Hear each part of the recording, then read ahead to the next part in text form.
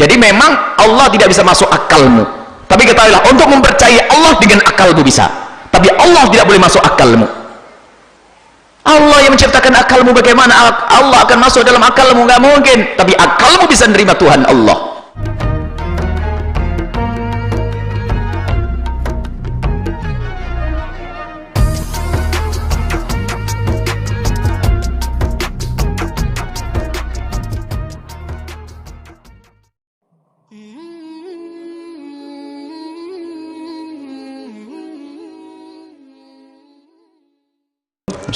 Buya, perkenalkan, saya adalah seorang dokter muda. Seringkali saya menemukan bukti bahwa Islam adalah agama yang logis, dan sehingga banyak sekarang berbondong-bondong penganut agama non-Islam masuk Islam. Yang masih menjadi pertanyaan terbesar saya adalah bagaimana Allah diciptakan, sedangkan dalam surat Al-Ikhlas ayat 3 dinyatakan dia tidak beranak dan tidak pula diperanakan. Secara logika bagaimana dapat terjadi? Terima kasih Buya, semoga jawaban Buya membuat kami menjadi beriman dan bertambah Buya. Terima kasih. Wassalamualaikum warahmatullahi wabarakatuh. Waalaikumsalam warahmatullahi wabarakatuh. Baik, ketahuilah budaya untuk mengakal-akalkan agama adalah budaya yang membahayakan. Agama tidak bertentangan dengan akal, akan tapi tidak semua dalam agama akalmu bisa faham. Kita harus ngerti itu. Dan ketahuilah bahwasanya kajian ilmiah punya fungsi untuk mendukung keimanan, tapi jangan kau bangun keimananmu dengan kajian ilmiah, engkau akan tersesat. Keimanan adalah sesuatu yang sudah jelas. Ada sekarang ada orang tergiur dengan penemuan. Jadi kalau bicara keimanan selalu dengan penemuan, kajian ilmiah tentang medis, tentang ini. Jadi membangun imannya dengan penemuan ilmiah, bukan iman tidak dibangun dengan kajian ilmiah. Tapi ingat, kajian ilmiah jika itu benar akan mengukuhkan keimanan. Tapi tidak boleh membangun keimanan dengan kajian ilmiah, dengan penemuan-penemuan itu. Kadang penemuan itu salah. Apakah nanti setelah itu iman yang disalahkan? Penemuannya yang salah. Oh, kita ini gampang percaya dengan cerita-cerita. Ada orang ngebor melihat orang disiksa kubur, macam-macam. Ini terus apa lagi? Jadi kita kadang-kadang gampang terbawa kepada informasi. Keimanan dibangun dengan lihat ini ada Al-Quran, ada bimbingan dari Ustadz mengajarkan tentang bagaimana untuk berenung inilah semesta ini. Coba keimanan. Jadi memang Allah tidak bisa masuk akalmu, tapi ketahuilah untuk mempercayai Allah dengan akalmu bisa, tapi Allah tidak boleh masuk akalmu. Allah yang menciptakan akalmu, bagaimana Allah akan masuk dalam akalmu? Nggak mungkin. Tapi akalmu bisa menerima Tuhan Allah. Contoh, hanya orang gila yang tidak percaya akan. Jadi kepercayaan akan adanya Tuhan Allah ini adalah fitrah manusia. Semuanya mencari Tuhan, itu fitrah manusia. Anda tidak menemukan sekelompok manusia di tengah hutan belantara kecuali ternyata mereka juga mengakui adanya Tuhan, biarpun salah alamat. Apakah Tuhan batu, Tuhan kayu, Tuhan matahari, Tuhan bintang, Tuhan lautan, Tuhan Nyiror Kidul segala macam misalnya, ini adalah mereka mempercayai sebab fitrah manusia semacam itu.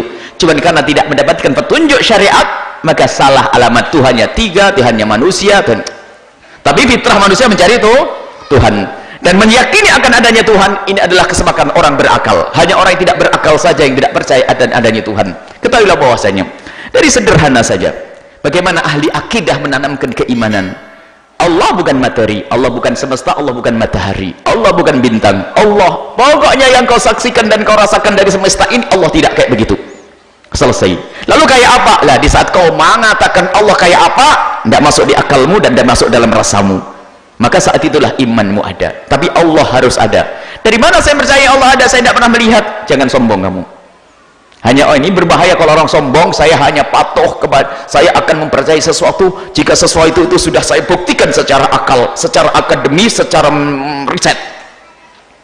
Ini orang gila baru, nanti muncul orang gila baru. Orang bisa percaya tanpa harus adanya riset, tapi cukup dengan berita. Saya pernah membuat satu contoh. Ada anak muda yang katanya anak cerdas, anak kampus, yang sok bicara dengan akal. Mungkin dia adalah sarjana falsafat, anggap saja falsafat, tapi falsafat bukan falsafat agama, sehingga dia pokoknya semua ini bisa difahami oleh akal, merasa dirinya cerdas. Sehingga suatu ketika ada rombongan dokter itu memberikan satu pengarahan tentang obat-obat kesehatan dan sebagainya. Cuman untuk membersihkan apa itu ada satu gelas, satu botol itu putih kayak air kemasan, cuma dikasih tahu Woi anak-anak, ini jangan kamu minum loh ya, awas loh ya, ini air keras ini, kalau kamu minum nanti ususmu brodol, putus nanti. Kasih tahu. Ada mahasiswa yang katanya paling cerdas. Sorry dokter, mohon maaf, saya tidak akan bisa percaya kecuali semuanya sudah saya coba. Nah, ayo coba. Masa percaya saja harus nyoba? Yang lain selamat, dia tok yang gila tadi. Ya sudah, silakan riset, lakukan uji coba, minum dulu, baru kalau setelah mati keper-keper kamu ngomong percaya. Nggak perlu mempercayai bahasanya air keras ini bahaya harus dicoba. Cukup yang ngomong seorang dokter, orang bisa selesai. Kenapa harus nyoba? Gila dia akhirnya. Makanya kadang-kadang orang mengandalkan akalnya malah terjerumus. Saya tidak akan percaya Allah, saya tidak melihat Allah, gimana saya percaya Allah? Ente sangat mempercayai sesuatu yang tidak ente lihat kok.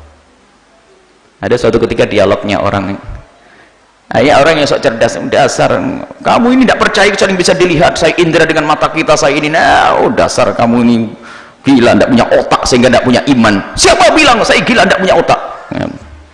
Loh, kamu percaya punya akal? Bingung dia mau ngomong iya, nanti ditanya akalmu di mana, nanti coba kayak apa warnanya kan. Dia percaya kalau kau punya akal. Bahkan banyak hal yang kita ibu tidak harus dengan indera kita. Ada sesuatu yang kita rasakan tapi tidak dengan indera kita. Begitulah Allah memberikan tahu kepada kita. Contoh, kita hanya selama ini tahu indera yang 5 kan, apa? Indera rasa, indera ini dan sebagainya. Akan tapi pernahkah seorang ibu tiba-tiba waktu anaknya lagi mondok tiba-tiba ingat anaknya kangen, pengen ketemu? Kangen dengan indera yang keberapa itu? Sekarang ini sudah terlambat ngajinya Buya, kepanjangan. Anda sudah kerucuk-kerucuk perutnya, lapar. Ayo, dari indera mana itu? Lapar. Apakah dari indera kulit? Pokoknya saya lapar. Enggak lapar, enggak percaya. Ini urusan ini. Banyak kita itu tidak dengan indera ini. Orang kalau hanya mengandalkan akalnya malah berbahaya. Sekarang bagaimana kita percaya akan adanya Tuhan Allah? Allah ada dan yang menciptakan semesta. Untuk mengetahui akan adanya Allah, kita tidak perlu harus melihat. Sebab kita bisa sangat mempercayai sesuatu tanpa harus kita lihat. Ini kajian ilmiah. Agar akal bisa nerima tanpa harus Allah masuk di akal kita. Contoh, saya lihat ini adalah laptop atau tablet ini. Siapa yang percaya bahwasanya tablet ini nggak ada yang buat? Pasti gila dia. Ini ada yang membuat? Dari mana ente tahu yang membuat? Ente tahu yang buat? Ada. Siapa yang buat? Manusia apa dan sebagainya. Anda tidak pernah tahu yang membuat, tapi Anda yakin pasti ada yang membuat. Begitulah, karena ada bukti. Inilah adalah dialog ringannya seorang badui, seorang pegunungan. Waktu ditanya, apakah kau percaya akan adanya Allah? Ya gimana saya tidak percaya adanya Tuhan Allah Sang Pencipta? Dari mana kamu tahu? Kalau ada kaki melangkah, bekas kaki, tadi ada orang. Kalau ada kotoran onta, berarti ada onta. Masa ada semesta kayak begini kok ada yang nggak ada yang menciptakan? Pasti orang itu gila loh. Jadi semua semesta ini berangkat dari sesuatu yang kecil. Ini ada yang menciptakannya. Kelegar meja ada yang menciptakannya, gedung ada yang membuat. Baik, setelah gedung adalah bumi. Semuanya. Jadi setelah lebar bumi semesta langit. Dan alhamdulillah itu, biarpun ada orang ngaku Tuhan kayak Fir'aun, itu sebenarnya kita tetap mudah mengimani. Fir'aun itu waktu mengaku Tuhan pun tidak pernah berani berkata kalau matahari itu aku yang menciptakannya. Tidak pernah. Ayo, siapa yang menciptakan matahari? Profesor siapa? Thomas Alva Edison? Bukan. Siapa yang menciptakan matahari? Nggak ada. Lalu siapa yang menciptakan? Nanti ada mulai kegilaan baru lagi. Ya, semesta ini terjadi karena ya evolusi original, karena pokoknya membuat sebuah proses ini sampai ini lah. Pusing. Oh baik, kalau urusannya proses, jadi ini kayak satu orang pergi ke tengah hutan, tiba-tiba ada rumah cantik di situ. Gimana ada rumah cantik di sini? Antik, bagus dan sebagainya. Bukan di hutan, sebuah rumah cantik, bagus. Tak taunya apa? Juru kuncinya berkata, ini rumah terjadi adalah karena proses alam. Angin bertiup membuka jendelanya. Kemudian ada hujan rintik-rintik membuat barisan genteng. Wah, ini orang pada berkata yang lagi melancong ini. Wah, ini gila orang ini. Kalau ada rumah, itu ada yang membuat. Begitulah. Jadi semesta ini ada yang menciptakan. Dan yang menciptakan adalah Allah. Kemudian pertanyaan, bagaimana siapa yang menciptakan Allah? Lah kalau Allah diciptakan maka bukan Tuhan Allah. Allah adalah yang menciptakan dan tidak diciptakan. Allah yang menciptakan, dan Allah yang menciptakan semuanya dan bukan diciptakan. Kalau Allah diciptakan maka bukan Allah, sebab yang menciptakan Allah lebih hebat lagi. Lalu yang menciptakan lagi siapa? Ada menciptakan, mana? Bukan Allah, bukan Tuhan. Tuhan Allah adalah lam yalid wa lam yulad wa lam yakul lahu kufuwan, tidak melahirkan dan tidak dilahirkan. Itu Tuhan kita Allah. Lah keyakinan Tuhan harus punya anak dan bapak ini kan karena kita berurusan dengan agama lain. Tuhan kita Allah yang menciptakan semuanya, yang menciptakan Sayyidina Rasulullah, yang menciptakan semesta, yang menciptakan Siti Maryam, yang menciptakan Sayyidina Isa alaihissalam. Tuhan Allah menciptakan dan tidak diciptakan. Ini adalah masalah keimanan. Sebenarnya pembahasannya panjang, masalah akidah itu nanti. Jadi Allah, kadang-kadang pertanyaan begini, pertanyaan unik. Lah kalau Allah kan Maha Kuasa, apakah Allah mampu menciptakan Tuhan lagi? Ini pertanyaan. Sebab padahal sudah jelas kekuasaan Allah itu tidak akan berurusan dengan sesuatu yang mustahil. Berarti pertanyaannya yang salah. Kalau kita bicara yang berterbang adalah burung, kalau ada belut terbang pasti aneh kan begitu. Aku akan menyaksikan belut berterbangan, ini enggak ada, karena belut tidak terbang, tidak umumnya belut terbang. Jadi salah bertanya. Jadi kalau kita menanyakan tentang Allah, kalau dengan bahasa manusia salah. Allah yang menciptakan manusia, menciptakan makhluk. Dan mungkin bagi yang bertanya itu bisa secara langsung nanti diskusi, kita mengambil pelajaran akidah.